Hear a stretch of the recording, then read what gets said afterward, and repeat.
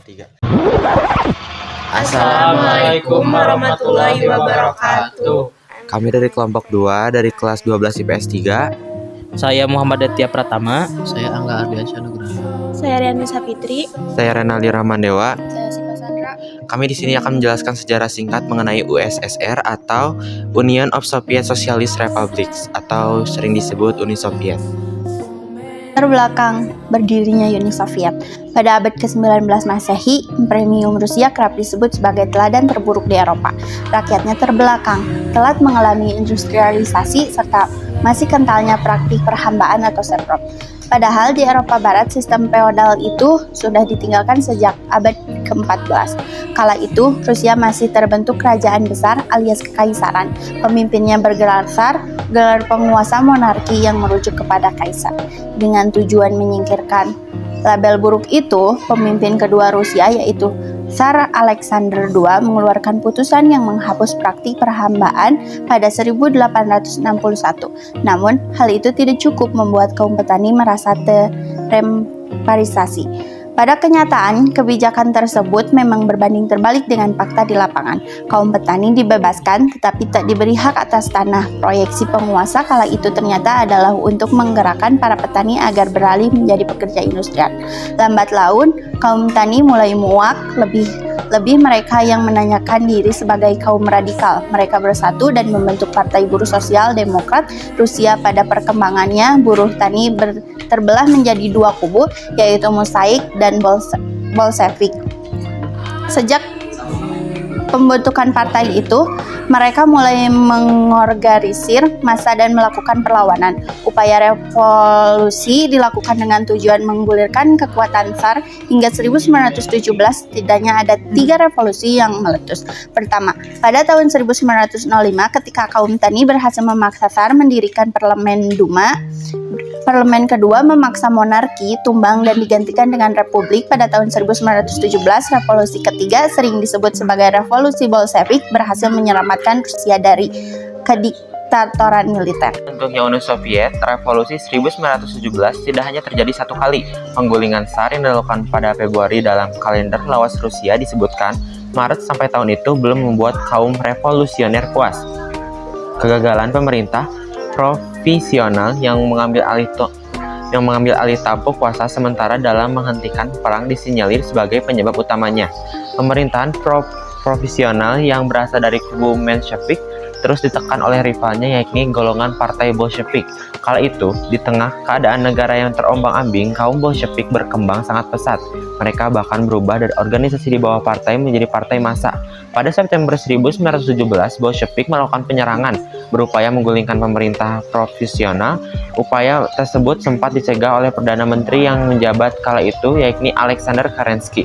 Namun, tembok pertahanan pemerintahan provisional tak bertahan lama. 2 bulan kemudian, Bolshevik berhasil mengambil alih kontrol Petrograd atau sekarang disebut St. Petersburg dan mengakhiri pemerintahan yang dipimpin kaum Menshevik.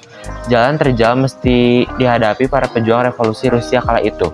Mereka mendapat serangkaian tekanan dari negara lain seperti Prancis, Inggris, Amerika Serikat, hingga Jerman.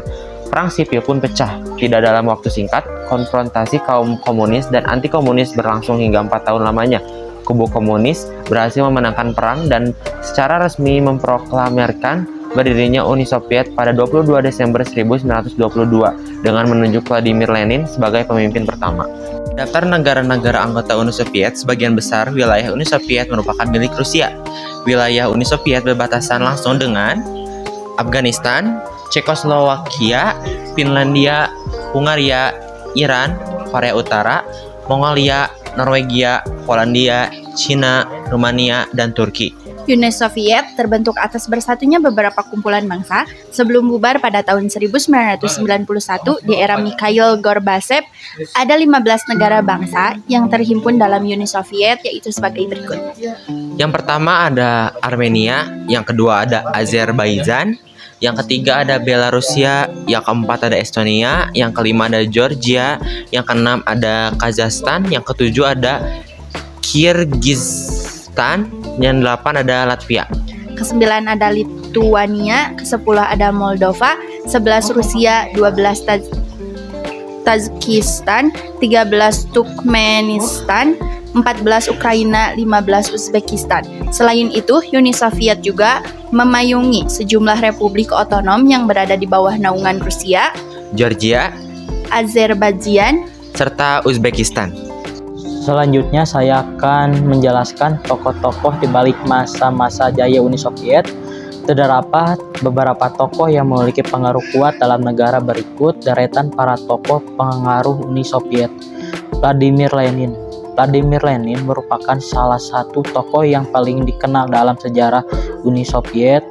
Dia terkenal sebagai pendiri Uni Soviet. Lenin adalah pendorong gerakan revolusioner, membentuk gerakan Bolshevik dari pecahan Partai Pekerja Sosial Demokratik Rusia. Di bawah kepemimpinannya, pasukan Bolshevik berhasil menggulingkan kekaisaran Rusia dan mengambil alih pemerintahan. Lenin pun naik menjadi pemimpin dan mendirikan negara Republik Sosialistis Uni Soviet atau singkatan USSR pada tahun 1922. Dia memerintahkan selama 2 tahun hingga akhir hayatnya. 2. Joseph Stalin. Tokoh Uni Soviet selanjutnya adalah Joseph Stalin yang menjadi salah satu tokoh kontroversial dan sejarah pemerintahan Uni Soviet. Bersama Lenin, Stalin turut melakukan kudeta untuk meruntuhkan pemerintahan kekaisaran Rusia. Setelah Lenin wafat, Stalin naik menjadi pemimpin dan membuat ideologi politik sendiri bernama Stalinisme. Selain menjadi pemimpin, Stalin juga menjadi tokoh yang menguasai salah satu ekonomi terbesar di dunia. Di tangannya, Uni Soviet berhasil menguasai 9,5% perekonomian dunia. 3. Georgy Zhukov, seseorang Marshal Uni Soviet yang mempunyai peran penting dalam Perang Dunia II. Zhukov telah memimpin berbagai serangan selama masa Perang Dunia II. Dia turut mengambil bagian dalam Perang Kursk pada Juli 1943 dengan mengarahkan para tentara Soviet ke seluruh Ukraina pada 8 Mei 1945. Ia mewakili Uni Soviet pada penyerahan resmi Jerman kepada Uni Soviet. Setelah Stalin meninggal, Zhukov diangkat menjadi wakil Menteri Pertahanan pada 1953 bersama Nikolai Bulganin. Setelah Nikolai Bulganin naik menjadi pemimpinan Uni Soviet, Zhukov naik menjadi Menteri Pertahanan. 4. Mikhail Gorbachev. Mikhail Gorbachev merupakan pemimpin terakhir Uni Soviet yang dikenal akibat kebijakan luar negerinya di bawah pemerintahan Uni Soviet, membangun hubungan yang signifikan dengan negara-negara barat, dan Gorbachev berhasil menghentikan Perang Dingin. Dia juga menarik pasukan Uni Soviet dari Afghanistan. Atas jasanya ini, Mikhail Gorbachev dianugerahkan pada Nobel Perdamaian pada tahun 1990 saat menjadi Sekretaris Jenderal Partai Komunis Soviet di tahun 1985. Gorbachev membuat kebijakan Glasnost, kebebasan berbicara, dan Perestroika. 2 kebijakan inilah yang memicu runtuhnya Uni Soviet dan pecah menjadi 15 negara. Pada hari Selasa, kantor berita Rusia melaporkan wafatnya sang mantan presiden Mikhail Gorbachev di umurnya pada yang ke-91 tahun. 5. Leonid Brezhnev. Leonid Brezhnev adalah pemimpin Uni Soviet yang menjabat selama 18 tahun. Dia menjadi pemimpin Soviet terlama setelah Stalin. Setelah berhasil menggulingkan Khrushchev dari kekuasaannya, Brezhnev muncul sebagai sosok yang memimpin Uni Soviet. Leonid Brezhnev dikenal dengan kebijakan luar negerinya yang diberi nama Doktrin Brezhnev. Doktrin ini memberikan wewenang pada Uni Soviet untuk menginvasi negara-negara komunis yang terancam oleh negara lain. Doktrin inilah yang menjadi dasar invasi Soviet atas Afghanistan. Uni Soviet berusaha menopang pemerintah komunis Afghanistan dalam pertempuran dengan gerilyaman Muslim anti-komunis. Setelah kematian doktrin Brezhnev tetap berlaku hingga Mikhail Gorbachev menghentikan dengan menarik pasukan Soviet dari Afghanistan. USSR selama tahun 1960 sampai 1970-an, Partai Komunis yang saat itu memegang kekuasaan tertinggi di USSR terus mengumpulkan kekayaan dan kekuatan. Partai terus memajukan industrialisasi, meski di balik semua itu ada rakyat yang kelaparan dan tidak dapat memenuhi kebutuhan dasarnya. Hal ini dilihat oleh para anak muda dan mereka memberontak. Pemberontak itu dengan cara penolakan terhadap ideologi komunis. Selain perlawanan dari dalam, Uni Soviet juga mengalami serangan dari luar, terutama segi ekonomi. Pada 1980, Ronald Reagan, Presiden Amerika Serikat, mengisolasi ekonomi USSR dan mengontrol harga minyak ke harga terendah. Sementara USSR saat itu adalah salah satu penghasil minyak dan gas dunia. Akibat hal-hal ini, USSR kehilangan kekuatannya di Eropa Timur. Pada 1980 sampai 1990-an, pemimpin USSR Mikhail Gorbachev menerapkan pemikirannya tentang pembaruan USSR. Pemikirannya itu dilatar belakangi oleh kondisi USSR yang tidak berkembang dan kemerosotan ekonomi. Beberapa pemikirannya yaitu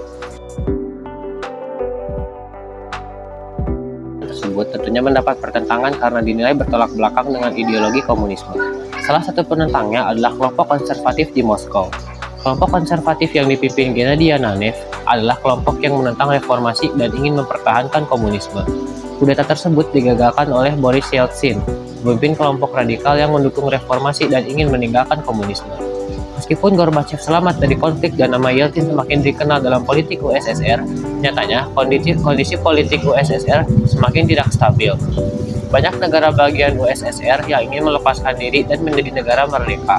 Hal ini berakibat pada perpecahan USSR pada 8 Desember tahun 1991. Selain itu, Gorbachev pun akhirnya mengundurkan diri sebagai Presiden USSR pada 25 Desember tahun 1991. Di masa akhirnya yang masih bertahan dalam USSR adalah negara yang mengawali pembuatan USSR, Rusia, Ukraina, Belarusia, dan Transkaukasia.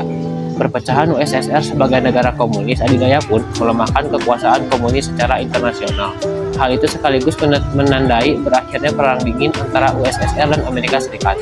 Meski USSR telah tiada, menurut Karen Benton dalam karyanya Anatomy of Revolutions, keberadaan USSR adalah contoh keberhasilan ideologi Marxist-Leninis yang mewujudkan menjadi negara.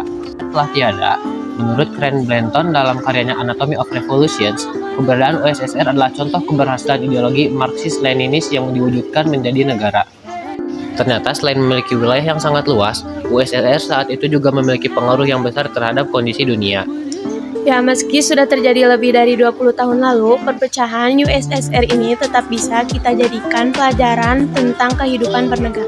Sekian penjelasan singkat kami mengenai USSR. Kami dari kelompok 2 dari kelas 12 IPS 3. Saya Rinaldi Rahman Dewa. Saya Muhammad Tia Pratama. Saya Angga Ardiansyah Nugraha. Saya Siva Sandra, saya Dewi Sakti. Kami pamit undur diri dan mohon maaf jika ada kesalahan dari kelompok kami. Wassalamualaikum warahmatullahi wabarakatuh. 1, 2, 3.